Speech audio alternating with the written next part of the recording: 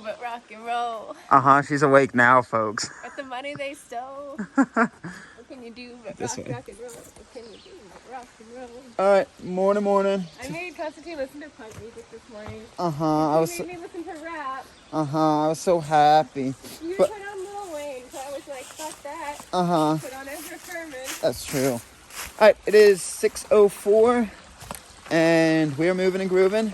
Been awake since 4:45, but the diddles kept saying no. So we are moving. Had a good time. Still get to that road at like 9 a.m. And then we're gonna either get a hitch or an Uber or a taxi, some type of ride into Cortland because it's pretty far. But yeah, we're moving and grooving early. That was a really nice shelter to camp at last night. Yeah, just pleasant. Oh. I got too many stuff in the hands. So yeah, I guess I'm waking up too. I don't got much more to say besides Magpie was blasting punk music and I was blasting a little bit of rap for the morning to wake each other up. And now we got some pep in the step. We're going to be able to see the interstate in a second, but then we walk along it for, yeah, a few miles to say the least. So yeah, really good stop. Got 8 or 9 miles this morning until we hit the spot that we're gonna try to get into Cortland. I'll bring you along. They got an arrow on the rocks, folks. That's really cool. The stream must not get too overflowed then if they know they can put that, wet feet. Yep, it's okay though.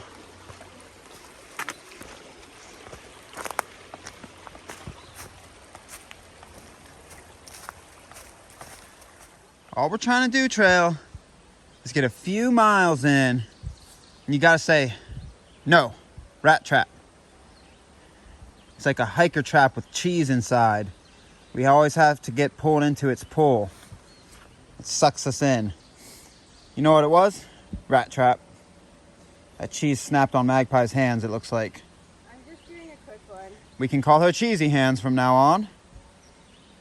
All right, folks, let's make that name stick. Cheesy Hands McFluff. No. Oh, I love it. I love it. Cheesy Hands McFluff. Oh. Yeah. All right. That's the best name of the day. Cheesy Hands McFluff.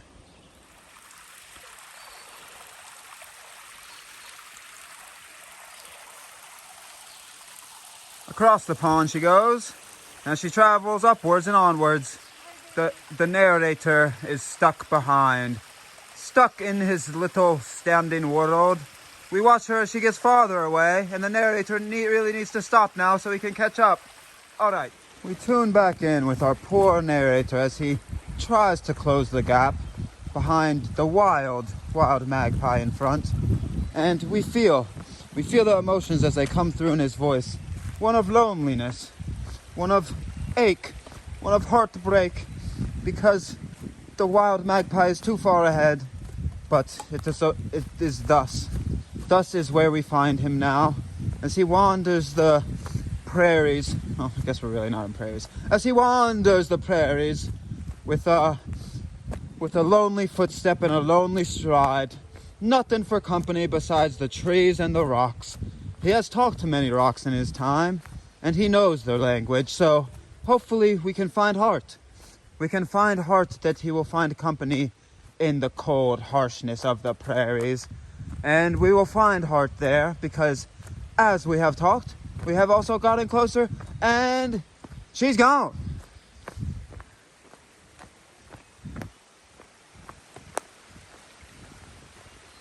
Attention Thru-Hikers.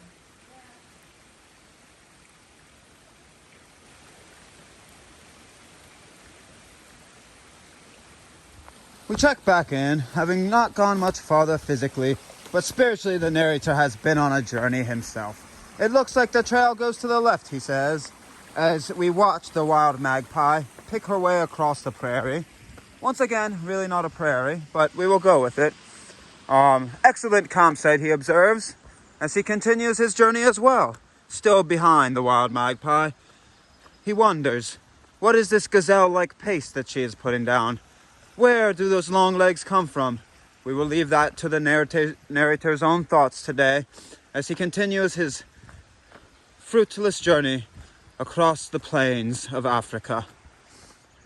As we check back in with our poor narrator, we hear a sigh escape the wild magpie as she ponders, when is he going to get rid of this accent? And why does it change so frequently from a little bit of Irish to a little bit of Scottish?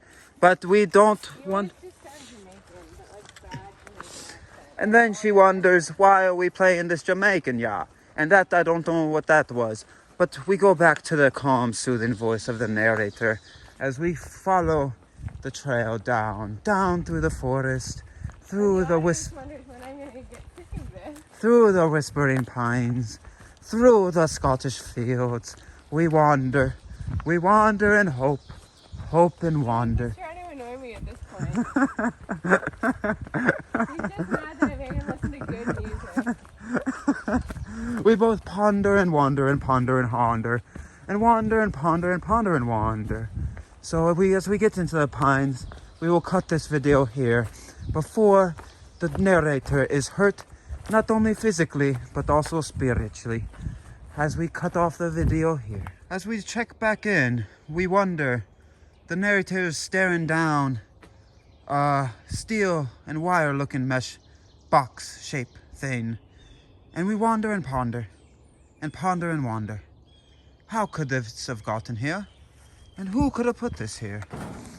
But we walk it anyway because the path only leads ever forward. And as we go, we keep wandering and pondering about what life is. Until next time, we check in. We may not know the answer, but we will be farther physically. Okay.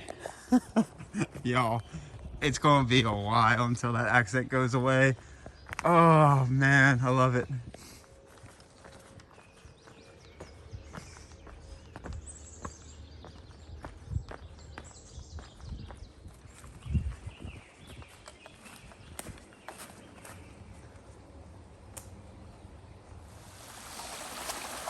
As we watch the babbling brook, we wonder if it too watches us. The questions that plague the mind of this poor narrator. Oh, and the questions that plague the mind of the poor narrator's partner. The question that's plaguing my mind right now is, when are you going to cut that out? We can always ask, but just like the babbling brook, we may never know. Okay. Because as it babbles, it also brooks. What is it, brokering a trade between heart and soul? Or is it brokering a trade between heart and mind? I've been doing this for 45 minutes, guys. It leaves you to wonder. 45 minutes. As you hear the water trickle down, ever downwards. As we go up, ever upwards. It's the constant yin and yang of life, folks. You're so weird. As the narrator drops back his pace to let the wild magpie get ahead, he whispers to himself, she's a wild one. We wonder when she's going to attack. But for now, she's docile. She's very docile. So as we drop back our pace, oh, and she spotted us. I show you docile. We heard the growl of a wild magpie. It sounded like words, but this narrator cannot understand that type of language. This narrator cannot understand most types of languages. So instead, we shall listen back to the babbling brook. That was a good long clip. All right, we go. As we popped out of the gorge triumphant, we whisper the narration as the magpie gets farther down the trail. We don't want to spook the wild magpie. She started to get frustrated at the narration. I think she's hungry. I think we're on the search for a meal.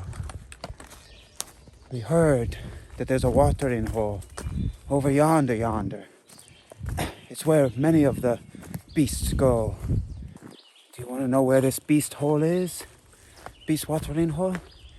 It's whispered down the pines, through the air. It is called the Taco Bell. We have heard it in myth, we have preached His word. And as the pines whisper around us, we also whisper in our souls onwards to the Taco Bell. As the fresh air enters our nostrils, there is something else inside of this aroma. Could it be the garlic ramen? Could it be the old Snickers bars? No. What we hear and what we smell is the hot dog juice on the air. As it permeates through the trees are trying to give their life-giving force of oxygen, but the battle is too hard. The opponent is too strong. The hot dog juice assaults the nostrils as we faint upon the ground, dead. Okay, there's a poem. P.S. If you didn't know what I was trying to say, only time I'm gonna break character today. Only time what I was trying to say is there may be some gases leaving the body this morning. I think. Hot dog farts and garlic farts. We find our narrator walking up a creek bed as their blaze is on the rocks. And there's blazes on the trees across, so should we ford this river with him, we shall. Just one small wet step for man, 2 giant wet steps for this narrator. His toes are shriveled now, shriveled like the newly fallen snow upon the grass. Even though there is no snow, there is no grass. It is just woods, leaves, and maybe a little bit of grass on the ground. This narrator is a little confused, we can see, because as he climbs, he wonders why he said there was no snow. He even wonders why he said there was no grass. But we climb, and eventually we get to the top, and this narrator needs to take a break, because the break is the morning business. So we find this narrator in a precarious situation where he must get away from the water source to be L&T or leave no trace. But also there's an explosion happening on his backside. Let us find the path to glory together, folks.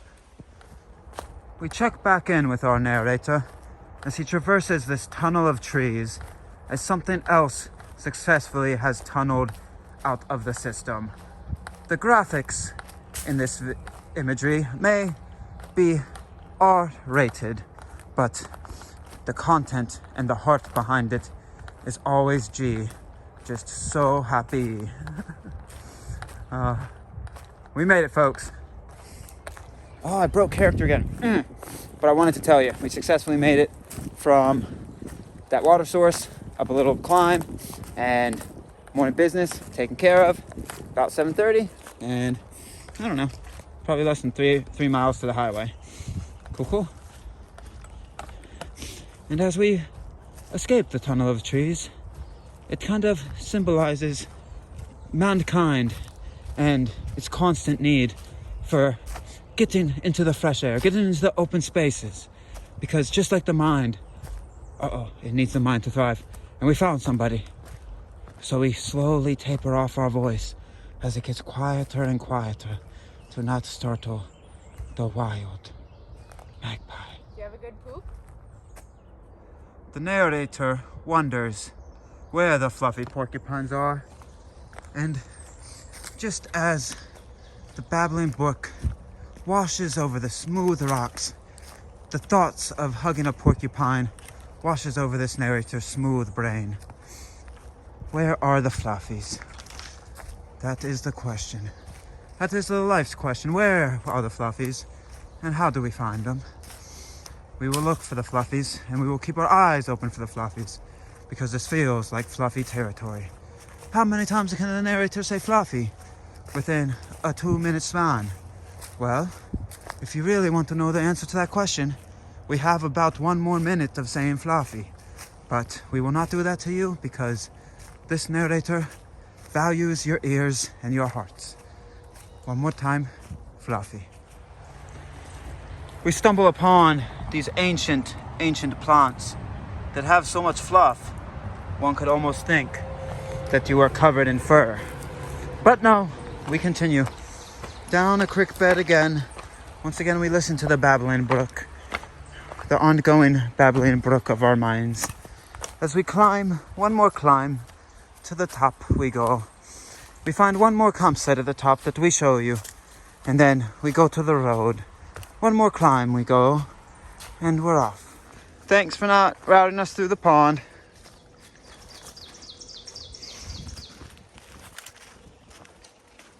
All right, there's a pond. Oh no, my voice. And then we walked upon a body of water that was big, not really flowing, but it was big and peaceful. It looked like an age ago, from a long, long time ago, a dinosaur had just stepped upon the earth and created all ponds, because that is the formation of all ponds, per the history books of the Constantine. So we go further upon our journey, and I tried to not do this voice because it annoys the magpie. As you can see, she is plugging her ears until it is finished. But we are close. We are so close, we can taste the Taco Bell, the chalupas, the Mexican pizza, and oh, those gordita crunches. Oh, it's glorious, folks. Oh, even the Doritos Locos tacos. Okay, I gotta stop. It's actually ignoring my magpie. But one more, into the brink we go. And at the top of the climb, about half a mile before the road, we find ourselves a fire pit. A fire pit where there's been many stories told. Many stories told of the leprechauns of the hills. But over yonder, there's even better camping. There's better camping around. The fire pit is just for stories. It's just for stories, folks, of the bouncing leprechauns. And we have about a half mile to the road. And then we walk that dark, dark pavement, that asphalt black pavement, that grey and yellow lines. We walk and we wander and we wonder.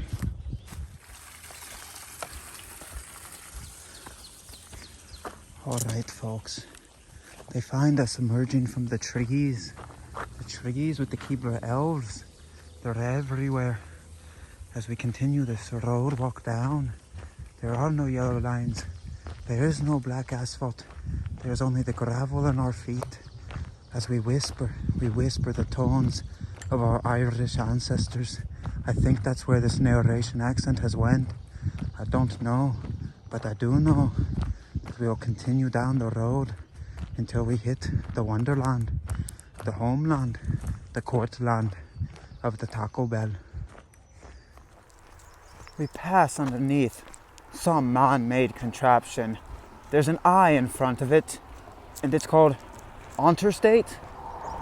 Interconnector? We do not know, but we shall continue on, ever onwards.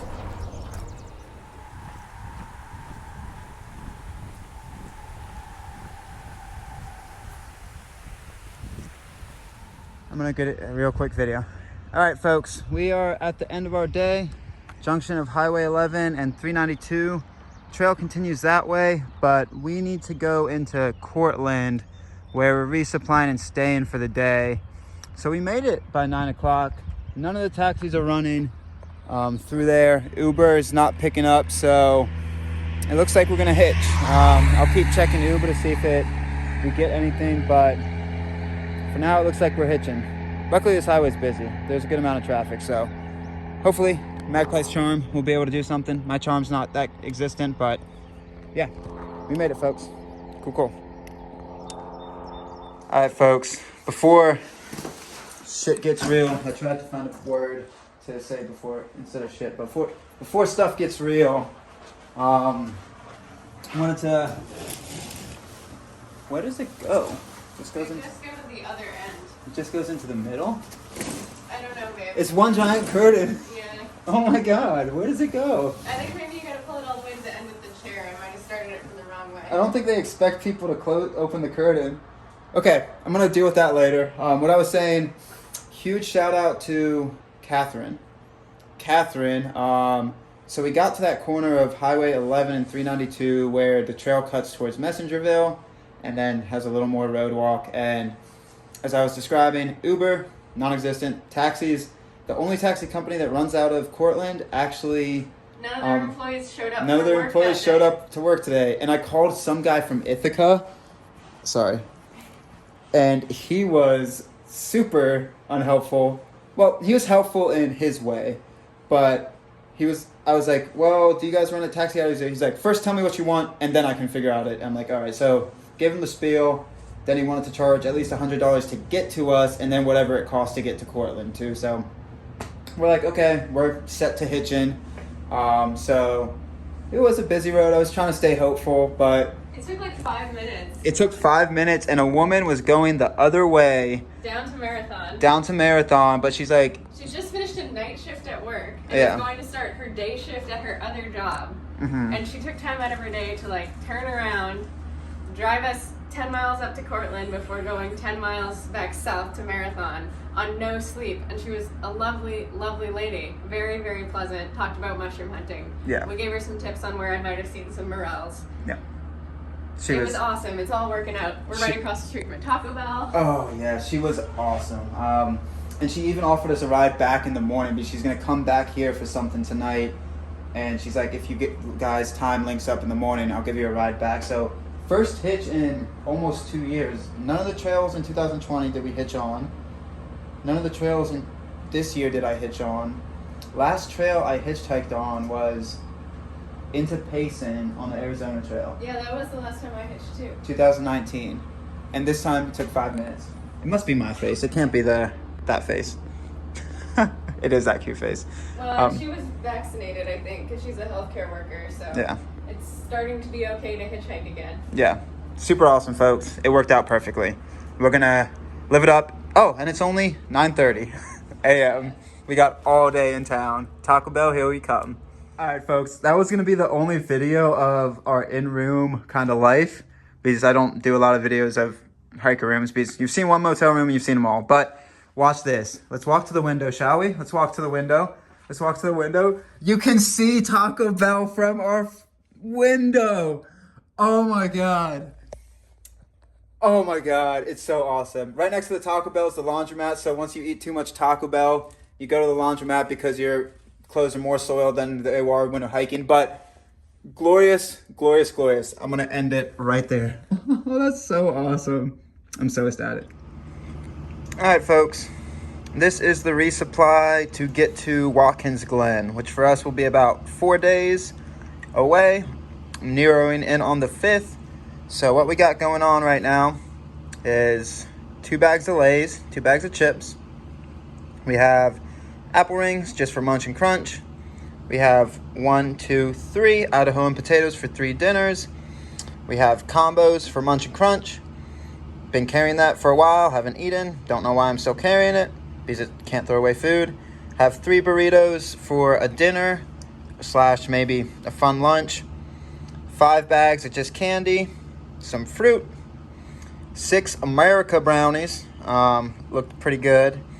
Got some Ritz crackers, chocolate chip cookies. Extra from last section, which is 2 just bars. Extra from last section, chocolate chip. Some Mio power juice. 1, 2, 3, 4, 5. They had single spams. Got the spams. Got some Gouda cheese. Got the tortillas. The Met RX bars. Those are really pricey, but I haven't bought those in a few years actually for resupply. And I was hankering for them, so I spoiled myself on those a little bit. Carrying that Spam with the green duct tape so I can differentiate from that. Been carrying that since the beginning. And as I told you, I'm going to carry it all the way to North Dakota and then eat it. So got to make sure I don't eat that one. These are the ones I bought today. That's the one I've been carrying for 400 miles. 2 leftover brownies, some protein powder. And yeah, that's about it. That is the resupply, folks. That will get us about 115, 120 miles. Cool.